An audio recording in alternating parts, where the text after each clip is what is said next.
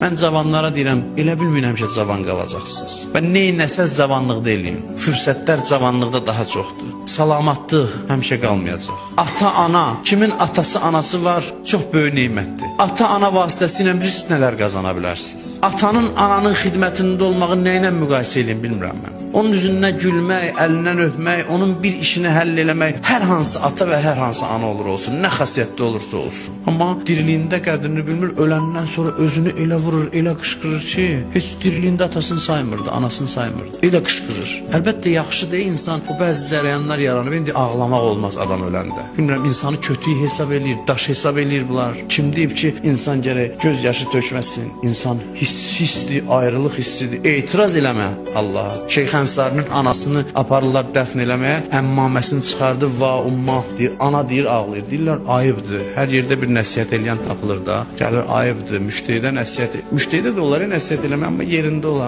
Gəlir deyir, ayıbdır sənin üçün, sən boyda mərcəsən durub, səs-suyu qaldırmısan, ağlayırsan da, anan ölüb. Deyir ki, necə ağlamayım ki, bütün varlığım o tabutda gedir. Məni Şeyx Ənsari eləyən amildir o, ondan əldə eləmişəm, onun tərbiyəsindən. O mənə dəstəmazsız süd verməyib, o mənə bu tərbiyəni verib, anadır uşaqların şəxsiyyətini formalaşdıran. Bütün varlığım Həzrət Əli əleyhissalamın anası Fatimə bint Əsəd dünyasını dəyişəndə ağlaya-ağlaya